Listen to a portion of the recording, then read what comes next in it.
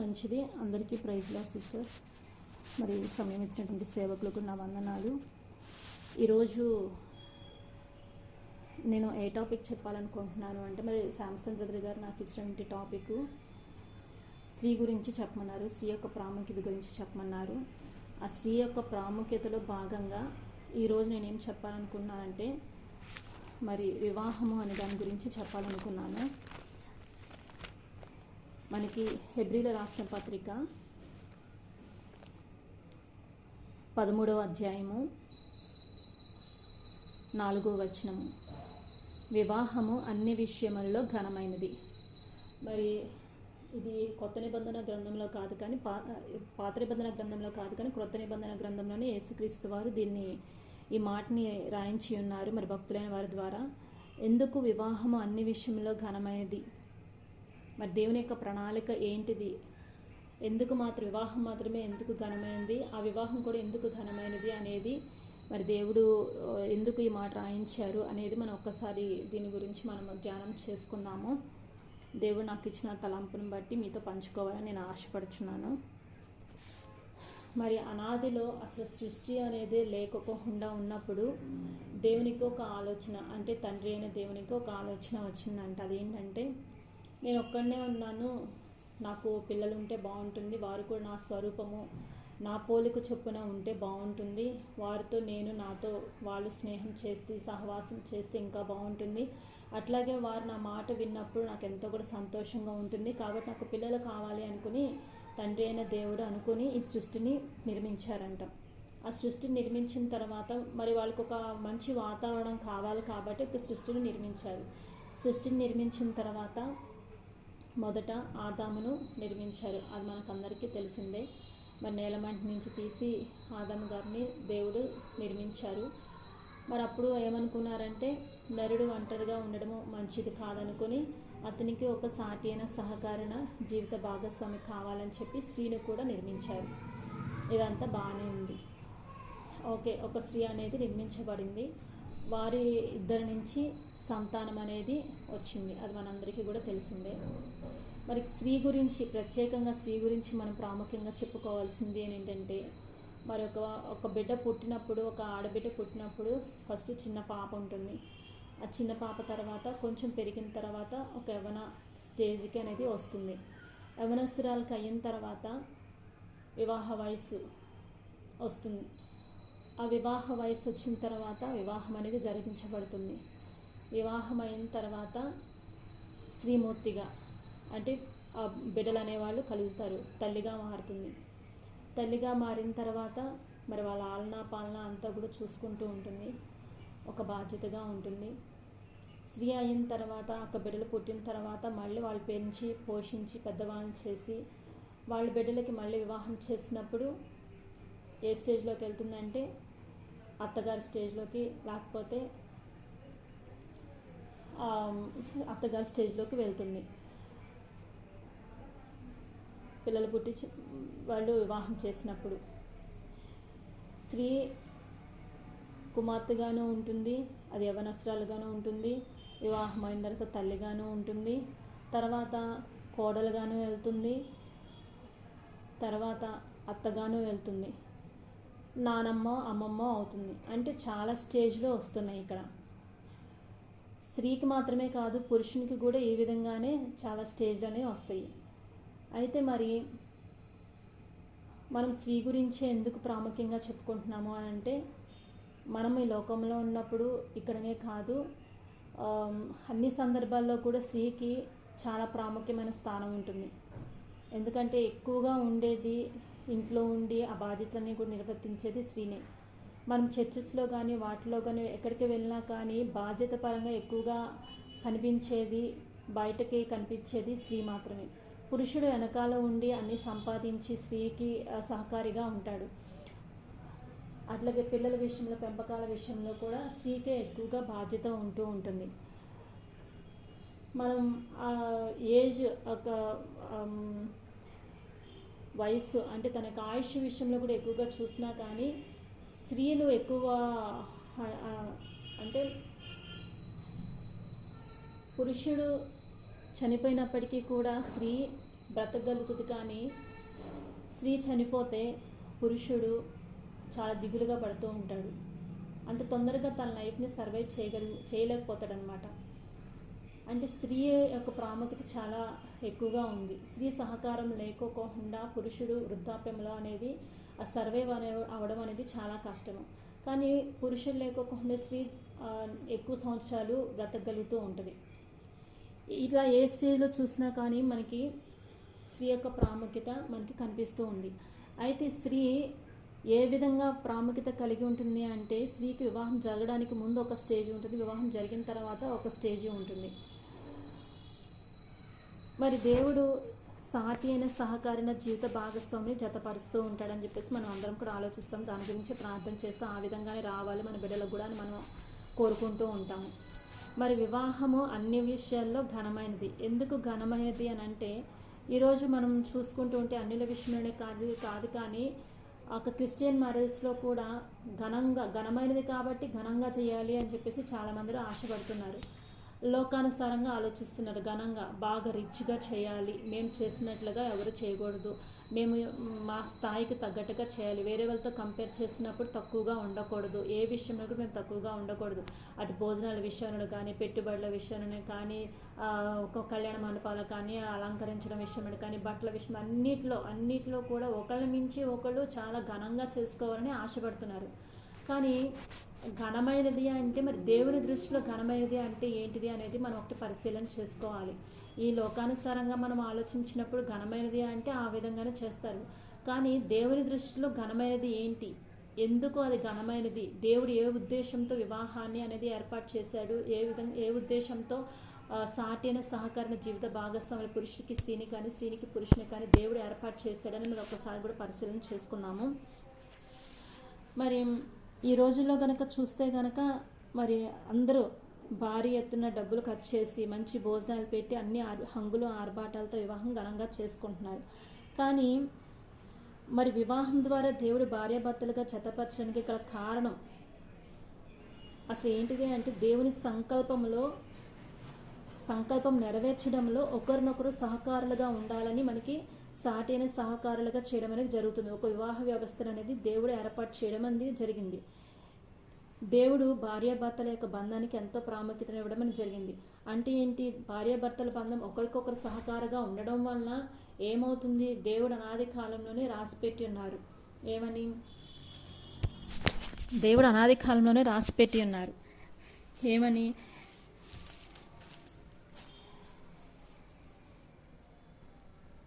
భూమి మీరు ఫలించి అభివృద్ధి పొంది విస్తరించి భూమిని నిండించి దానిని లోపరుచుకొనుడి.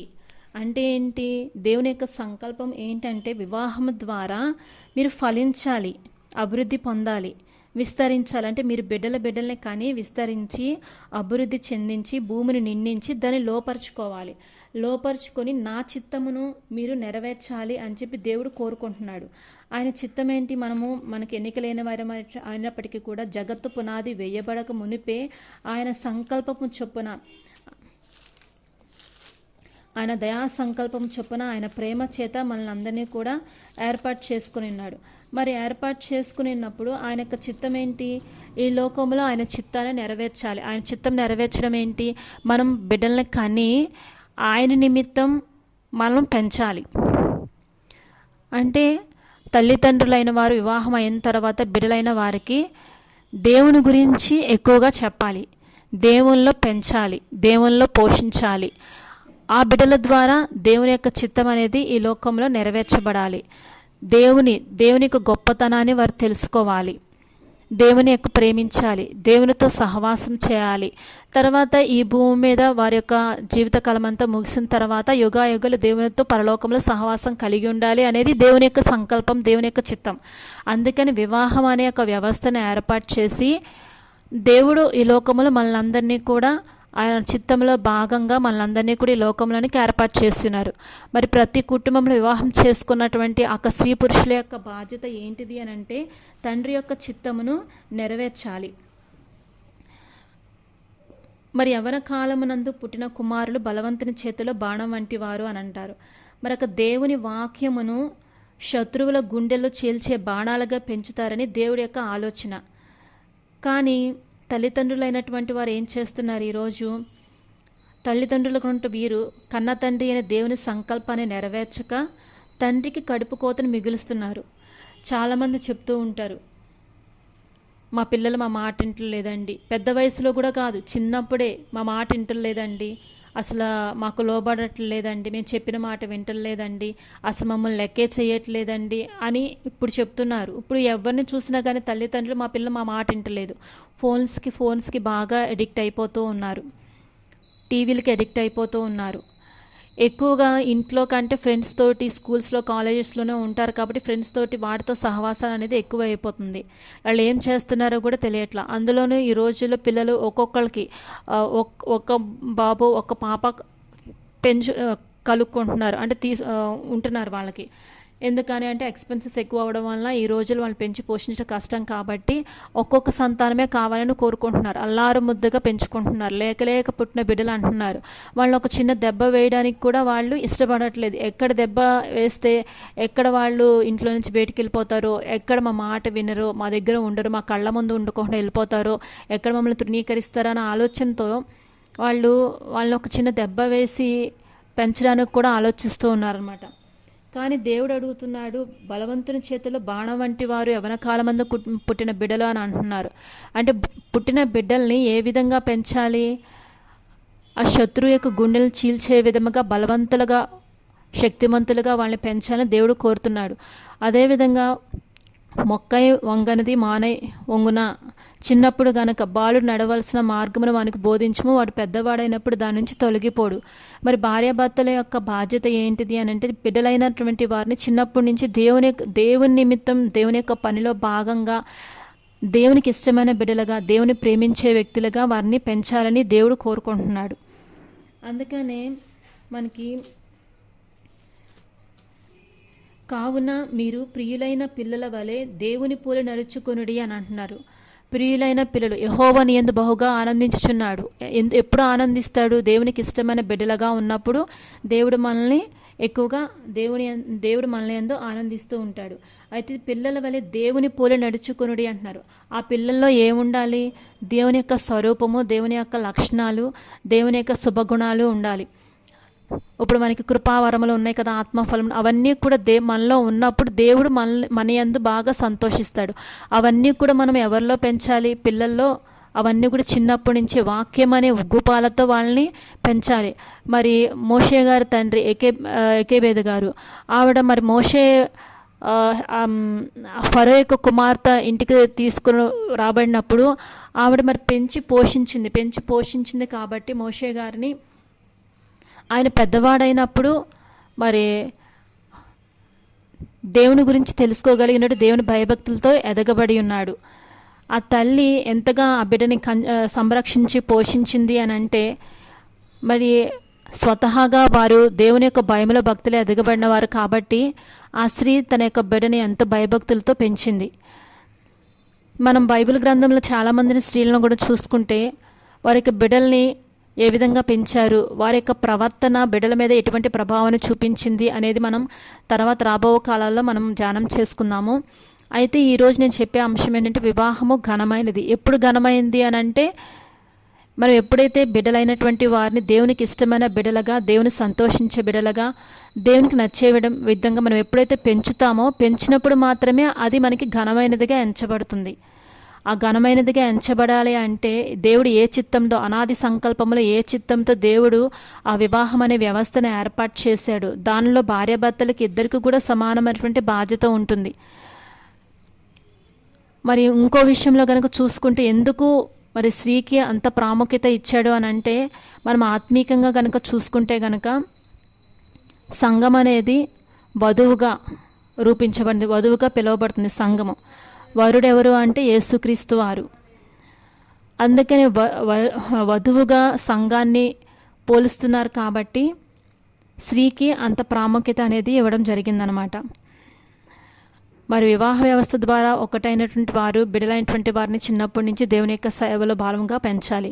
కానీ ఈ రోజుల్లో మనం చూసుకుంటే కనుక, నా కొడుకు ఇంజనీర్ అవ్వాలి, నా కొడుకు డాక్టర్ అవ్వాలి, నా కొడుకు కలెక్టర్ అవ్వాలి, చిన్నప్పటి నుంచే వారిని ఆ విధంగా ఆశతో పెంచుతూ ఉంటారు. మరి ఒక ఫంక్షన్ చేస్తూ ఉంటారు. అన్నప్రాసన 6 నెలలు వచ్చినప్పుడు అన్నప్రాసన పెట్టి అక్కడ కొన్ని వస్తువులు పెట్టి ఏ వస్తువు పట్టుకుంటుందో చూడాలి అనే ఆశతో వాళ్ళొక ఫంక్షన్ అనేది చేస్తూ ఉంటారనమాట. రీసెంట్గా మా చర్చిలో ఒక స్కిట్ అనేది వేయబడింది. ఇదే స్కిట్ అనమాట. ఆ బిడ్డ ఏం పట్టుకుంటాడు, చిన్న వయసులో 6 నెలల వయసులో ఆ ఫంక్షన్ చేసి అన్ని వస్తువులని అక్కడ పెట్టి డబ్బులు, నగలు, బంగారము, పుస్తకాలు, బైబిళ్ళు అట్లా అన్ని రకాల వస్తువులు పెట్టి ఏ వస్తువు పట్టుకుంటాడో చూస్తూ ఉంటారు. అయితే చిన్న బిడ్డ వెళ్ళి ఆ బైబిల్ని పట్టుకోవడం అనేది జరుగుతుందనమాట. ఆ తండ్రి చాలా బాధపడతాడు. ఎందుకంటే అయ్యో నేను చాలా అనుకున్నాను, నా బిడ్డ అట్లా అవ్వాలి ఇట్లా అవ్వాలి అనుకున్నాను, కానీ వెళ్ళి బైబిల్ పట్టుకున్నాడు, ఏమవుతుందో ఏంటో అని చెప్పి చాలా తెగ బాధపడిపోతూ ఉంటాడు. తీరా పెద్దవాడు అయిపోయిన తర్వాత నేను సేవ చేస్తాను, సేవకి వెళ్తాను, పాస్టర్ అవుతానంటే చాలా బాధపడతాడు అనమాట. కానీ మనం ఈ లోకానుసారంగా ఆలోచిస్తున్నాము, కానీ వాస్తవానికి తండ్రి యొక్క చిత్తము ఏంటిది అనేది మన క్రైస్తవులకు ఉన్నటువంటి మనము గ్రహించాలి. ఒక వివాహ వ్యవస్థ ఏర్పాటు చేసినప్పుడు తండ్రి ఏం కోరుకుంటున్నాడు, ఆ సాటైన సహకరణ జీవిత భాగస్వామిని ఏర్పాటు చేసినప్పుడు ఆ వివాహము ద్వారా తండ్రి చిత్తం నెరవేర్చబడాలని, అది ఘనంగా ఉండాలని చెప్పి తండ్రి కోరుకుంటున్నాడు అనేది మనం బేసిక్ పాయింట్ని మనం గ్రహించాలి. గ్రహించినప్పుడు ఏంటంటే తల్లిదండ్రులు అంతకుముందు మనం చాలామంది కూడా క్రైస్తవులు అనేటువంటి మరి మొదటి నుంచి ఆ విధంగా దేవుని భయం యొక్క భక్తులు దేవుని గురించి తెలుసుకొని మనం ఎదిగిబడి ఉండకపోవచ్చు. కానీ ఇప్పుడు మనం దేవుని తెలుసుకొని ఉన్నాం కాబట్టి ఇప్పుడు మనం తెలుసుకున్నాం కాబట్టి మన బిడ్డలైనటువంటి వారు, చిన్న బిడ్డలైతే చిన్న బిడ్డలు, పెద్ద బిడ్డలైతే పెద్ద బిడ్డలు, వాళ్ళకి కనీసం ఇప్పటి నుంచైనా సరే దేవుని గురించి చెప్పడము, దేవుని యొక్క గొప్పతనాన్ని గురించి వివరించడము, దేవుని యొక్క చిత్తమును ఏంటిది, వారి పట్ల ఏ విధంగా ఉంది, దేవుని చిత్తమును మనం ఈ లోకంలో ఎట్లా నెరవేర్చాలి అనేది మనం బిడ్డలకి నేర్పించవలసిన వారమై ఉంటాము. దేవుడు ఇంకో విషయం కూడా ఆశపడుచున్నాడు. ఏంటిది అని అంటే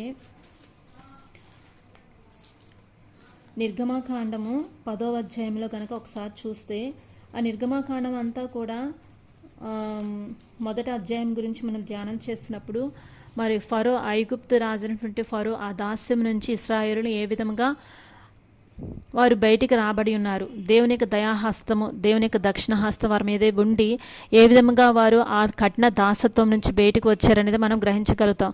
అయితే ఈ 10వ అధ్యాయంలో వచ్చినప్పుడు దేవుడు ఒక ఆశ కలిగి ఉంటున్నాడు. అది ఏంటిది అంటే ఒకసారి నేను చదువుతాను. కాగా యెహోవా మోషేతో, ఫరో యొద్దకు వెళ్ళుము, నేనే యెహోవానని మీరు తెలుసుకున్నట్లును నేను చేయు సూచక క్రియలను ఐగుప్తుల ఎదుట కనపరచుటకు నేను వారి ఎడల జరిగించిన వాటిని వారి ఎదుట కలగచేసిన సూచక క్రియలను నీవు నీ కుమారుని కుమారునికి ప్రచురము చేయునట్లును.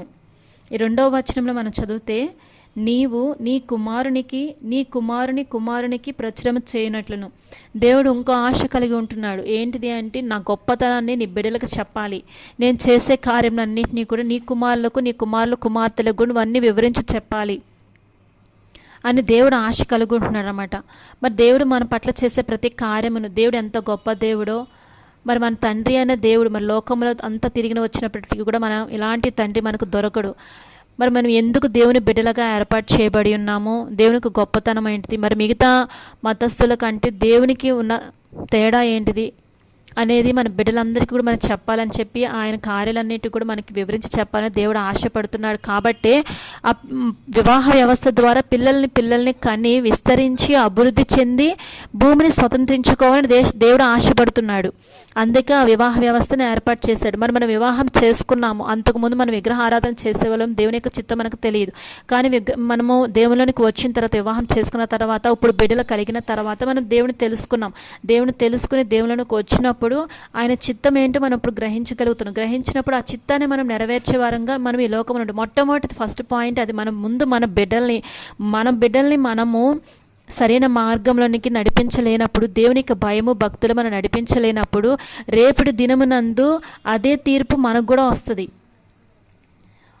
మొదట నువ్వు నీ బిడ్డను చిన్నతనం నుంచి దేవుని యొక్క భయంలో భక్తులు పెంచినప్పుడు రేపు నువ్వు వృద్ధాప్యంలో వెళ్ళినప్పుడు ఆ ఆజ్ఞల మార్గంలో నుంచి వారు తప్పిపోరు, దేవుని యొక్క భయంలో నుంచి తప్పిపోరు. తల్లిదండ్రులను ప్రేమించాలి, తల్లిదండ్రులను గౌరవించాలి, వాళ్ళని సన్మానించాలని తెలుసుకుంటారు. కాబట్టి నువ్వు వృద్ధాప్యంలో ఉన్నప్పుడు ఆ మాటలన్నీ వాడి జ్ఞాపకం వస్తాయి. కాబట్టి వారు పాపం చేయకున్నట్లుగా దేవుని యొక్క చిత్తం నుంచి తొలగిపోకున్నట్లుగా ఉంటారు. ఒకవేళ చిన్నతనంలో కనుక మీరు కనుక వారికి ఆ దేవుని గురించి తెలియచెప్పినప్పుడు, దేవుని యొక్క ఉద్దేశం తెలియచెప్పినప్పుడు, పెద్ద వయసు వచ్చినప్పుడు అదే తీర్పు మనకు వస్తూ ఉంటుంది అనమాట. మనం అప్పుడు బాధపడవలసిన అవసరం, అప్పుడు బాధపడే వారంగా మనం ఉంటాం. అయితే ఆ పరిస్థితి రాకోకుండానే మరి వివాహ వ్యవస్థ ద్వారా ఒకటైనటువంటి భార్యాభర్తలు ఇద్దరు కూడా వారి బిడ్డల్ని దేవుని యొక్క చిత్తంలో పెంచాలని యేసుక్రీస్తు వారు అయితే ఆశపడుతూ ఉన్నారు.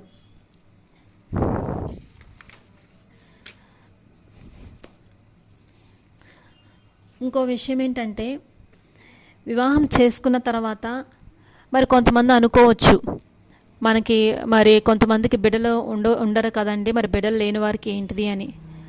అది కూడా కొంతమంది విషయంలో ఆరోగ్యపరంగా వారికి బిడ్డలు కలగకపోవచ్చు. కానీ కొంతమంది ఉద్దేశ ప్రకారంగా కొంతమందికి దేవుడు బిడ్డలు ఇవ్వకపోవచ్చు. అయితే ఏదైనా కానీ అది మనం గ్రహించడం కష్టం, దేవుని యొక్క చిత్తం మనం గ్రహించడం కష్టం. కాబట్టి అది మన దేవునికి జ్ఞానం, మన జ్ఞానంకు అందదు. కాబట్టి ఇంకో విధంగా ఎలా ఆలోచించవచ్చు అంటే, బిడ్డలు అని అంటే వారికి పుట్టిన బిడ్డలు మాత్రమే కాకపోవచ్చు, మన సంఘంలో ఉన్నటువంటి బిడ్డలైనటువంటి వారు, ఆత్మీయంగా మనకి సహవాసంలో ఉన్నటువంటి బిడ్డలు కూడా, ఆత్మీయంగా సహవాసం ఉన్నటువంటి బిడ్డలు కూడా వారు మనకి బిడ్డలైనటువంటి వారే అవుతారు. దేవుని సేవలో మనం ఎరుగుతున్నప్పుడు సండే స్కూల్ బిడ్డలే కావచ్చు, వేరే వాళ్ళ బిడ్డలు కావచ్చు, వారికి కూడా చిన్నతనంలో మనం వారికి బోధించడం ద్వారా వాళ్ళని కూడా దేవుని యొక్క చిత్తంలోనికి మనము వాళ్ళని తీసుకురాగలుగుతాము. మనకు వచ్చిన ఒక డౌట్ అనేది క్లారిఫై అవుతూ ఉంటుంది అనమాట. ఇంకో విషయం ఏంటంటే, మరి దేవుడు ఏర్పాటు చేశాడు చాలామంది స్త్రీలను కనుక మనం పరిశీలిస్తే లోకంలో ఉన్నప్పుడు, ఇప్పుడు ఈ రోజుల్లో చాలామంది ఘనంగా వివాహం చేసుకుంటున్నారు. ఎంతో ఖర్చులు పెట్టి కోట్ల రూపాయలు ఖర్చు పెట్టి వివాహం చేసుకుంటున్నారు. చేసుకున్న తర్వాత పట్టుమంటూ ఒక 2 సంవత్సరాలు 3 సంవత్సరాలు కూడా ఉండట్లేదు. వెంటనే ఈలోపు ఏం చేసుకుంటున్నారంటే వాళ్ళు డైవర్స్ అని చెప్పేసి వెళ్ళిపోతూ ఉన్నారు. అది దేవుని యొక్క చిత్తం అయితే కాదు. మరి దేవుని బిడ్డలుగా ఉంటే మనము ఒకరికి లోబడాలి. భార్య ఏ విధముగా ఉండాలి, భర్త ఏ విధముగా ఉండాలి, బిడ్డలైనటువంటి వారు ఏ విధముగా ఉండాలని మరి దేవుడు మనకి ముందుగానే ఈ బైబిల్ గ్రంథంలో మనకి రాసిపెట్టి ఉన్నారు. కాబట్టి ఆ డైవర్స్ అనేది దేవుని ఆలోచన తలంపులకు వ్యతిరేకమైనది. అది ఎప్పుడూ కూడా క్రైస్తవులు వారు దానికి జోలికి వెళ్ళకోకుండా ఉండడమే మంచిది. అదైతే దేవుని యొక్క చిత్తం అయితే కాదది. నా అభిప్రాయాలు తనకు నచ్చట్లేదు, తన అభిప్రాయాలు నాకు నచ్చట్లేదు అనో, లేకపోతే నీకు నేను విలువ ఇవ్వడం ఏంటి, నీకు నాకు సమానమే కదా, నాకంటే నువ్వే ఏ విషయంలో ఎక్కువ తక్కువ అని ఆలోచిస్తూ ఉన్నారు ఈ రోజుల్లో. చాలామందిని చూస్తున్నాం ఊరికే. లేదు, దేవుడు ఒక వివాహ బంధాన్ని ఏర్పాటు చేసినప్పుడు ఒకరికి ఒకరు లోబడి ఉండాలి, ఒకరిని ఒకరు ప్రేమించాలి. ఈ రోజుల్లో ఏ న్యూస్ పేపర్లో కానీ వార్తా ఛానల్లో కానీ మనం చూస్తే ఎక్కువగా భార్యను చంపేసేసారనో, లేకపోతే భార్య చంపేసిందని చెప్పో, ఇల్లీగల్ అఫైర్తోనో ఇట్లా చాలా వస్తున్నాయి. మనం ఒక పని చేసేటప్పుడు మనం పరిశీలన చేసుకుంటూ ఉండాలి, ఆలోచన చేస్తూ ఉండాలి. ఇది దేవుని చిత్తమేనా, అసలు దేవుని సంకల్పం ఇదేనా, మనం దేనికోసము ఈ లోకంలోనికి వచ్చినాము, మన పట్ల దేవుని యొక్క ప్రణాళిక ఏంటి, ఉద్దేశం ఏంటి అని ఆలోచించుకున్నప్పుడు ఆటోమేటిక్గా మనకు వచ్చే ప్రతి ప్రాబ్లమ్ కూడా సాల్వ్ అయిపోతూ ఉంటుంది. దేవుని చిత్తానికి అక్కడ మనం లోబడిపోతూ ఉంటాం. దేవుని చిత్తానికి ఎప్పుడైతే మనం లోబడిపోయామో అప్పుడు ఆటోమేటిక్గా మనకున్న ప్రతి సమస్యలో పరిష్కార మార్గం అనేది మనకి తెలియబడుతూ ఉంటుంది. పరిశుద్ధాత్మ దేవునికి మనకు లోబడినప్పుడు ఆయన మనకి మార్గమును కూడా తెలియచేస్తూ ఉంటాడు. దేవుని చిత్తం ఇది కాదు, విడిపోవడం ఇది కాదు అనుకున్నప్పుడు ఆటోమేటిక్గా ఒకరు లోబడడం అనేది, మనస్తత్వం అనేది మనకు వచ్చేస్తూ ఉంటుంది. సో మనం ఇప్పుడు ఈ వివాహం అనే ద్వారా మనం ఏం నేర్చుకోవాలి అని అంటే, మరి దేవుడు మనకు తెలియచేస్తున్నాడు అని అంటే, మనం నేర్చుకున్న విషయాలు మన జీవితంలో అప్లై చేయడమే కాదు, వాటిని అవలంబించడమే కాదు, మనకు తెలిసిన వాళ్ళు ఇదే పరిస్థితుల్లో గనక ఇలాంటి విషయాల్లో కనుక వాళ్ళు ఉంటే మనం వెంటనే వాళ్ళకి తెలియచేయాలి. దేవుడు అదే కోరుకుంటున్నాడు. మరొక దేవుడి చిత్తము కూడా అదే అన్నమాట. మరొకసారి ఒక టాపిక్ మనం జ్ఞాపకం చేసుకుంటే, వివాహము అన్ని విషయంలో ఘనమైనది. మరి దేవుడు లోకానుసారంగా ఘనంగా చేసుకోవాలైతే ఆశపడట్లేదు, కానీ వివాహ వ్యవస్థ ద్వారా ఏర్పాటు చేయబడినటువంటి భార్యాభర్తలు ఇద్దరూ కూడా దేవుని యొక్క చిత్తాన్ని లోకము నెరవేర్చి అప్పుడు దాన్ని ఘనమైనదిగా దేవుని దృష్టిలో ఉంచాలని చెప్పి దేవుడు అయితే ఆశపడుతున్నారు. మరి రాబో కాలాల్లో స్త్రీ గురించి మనం ఇంకా ధ్యానం చేసుకుందామండి. దేవుడి కొద్ది మాటలు దీవించిన గాక. సమయం ఇచ్చినటువంటి మీ అందరికీ కూడా నా హృదయపూర్వక వందనములు, ధన్యవాదములు. Thank you. మీరు పంచున్నారు.